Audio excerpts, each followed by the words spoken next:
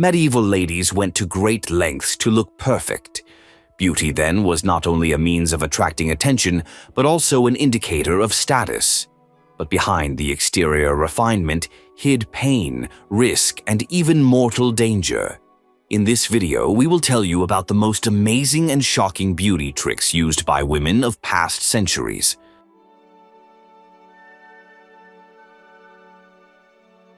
In the era of corsets and layered dresses, women faced digestive problems. Due to the compression of the abdomen and dietary habits, gas was a frequent but unseemly occurrence.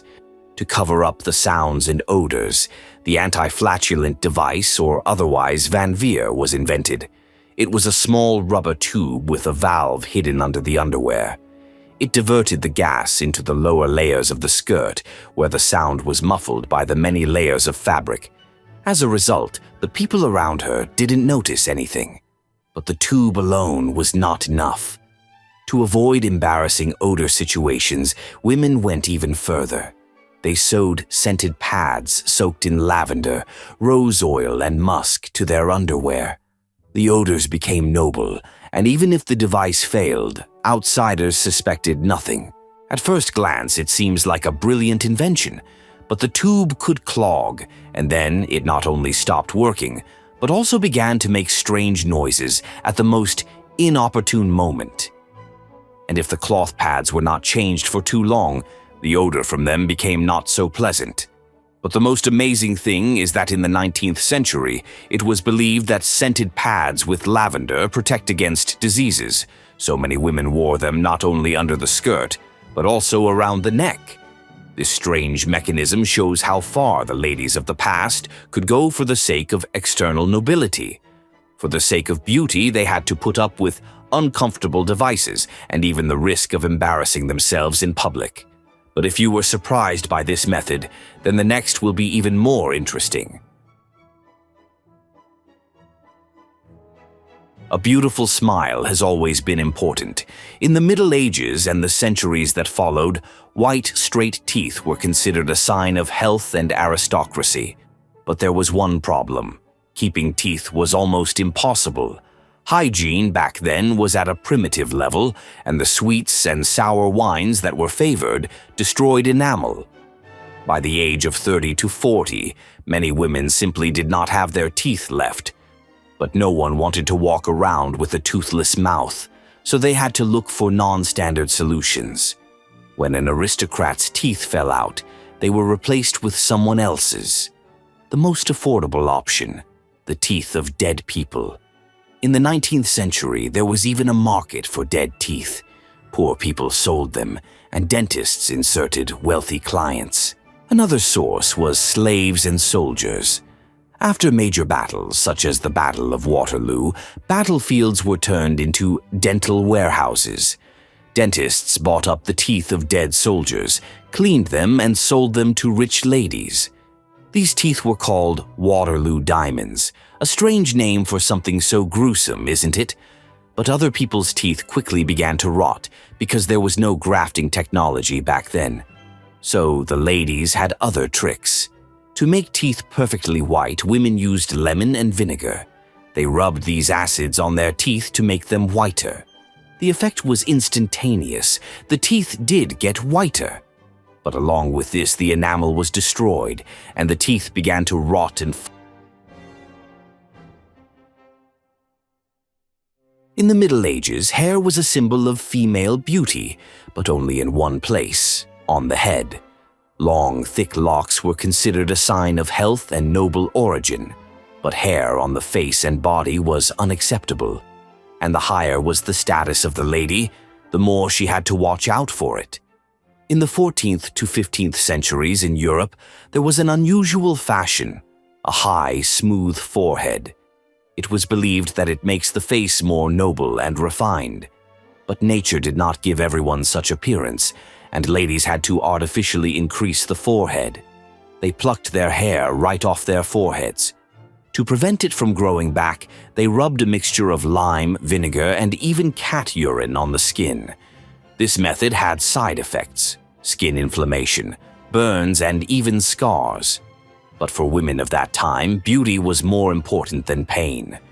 Removing hair on the arms and legs was not for the faint of heart.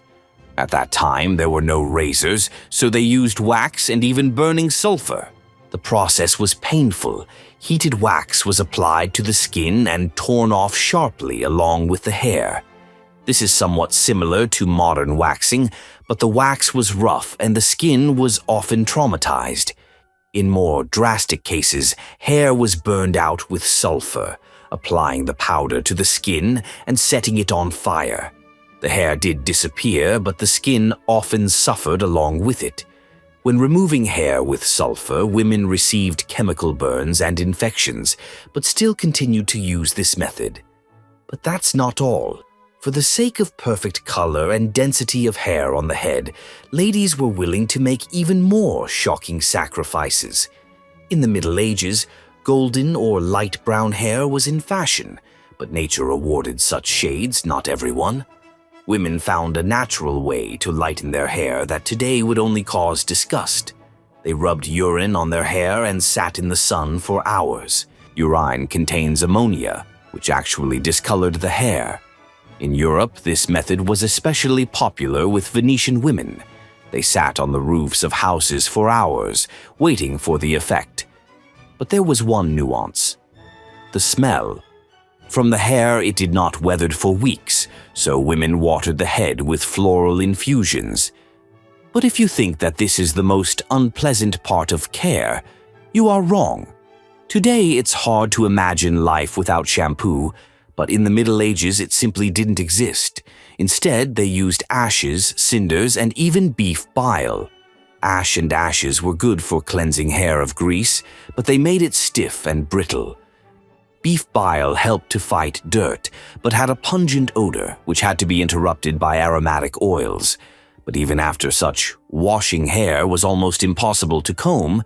They became stiff as straw.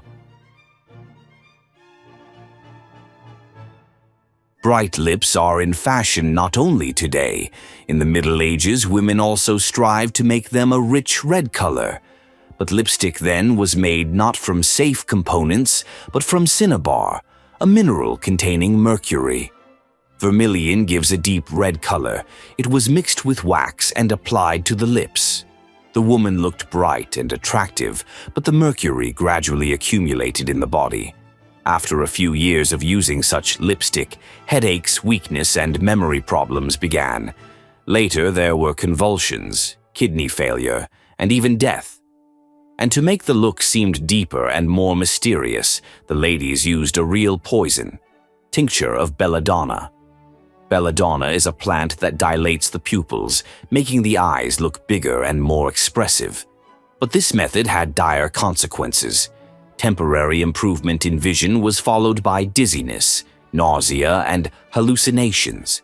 Continuous use led to partial or total blindness. Women were aware of these risks, but continued to drip poison into their eyes for the sake of fashion.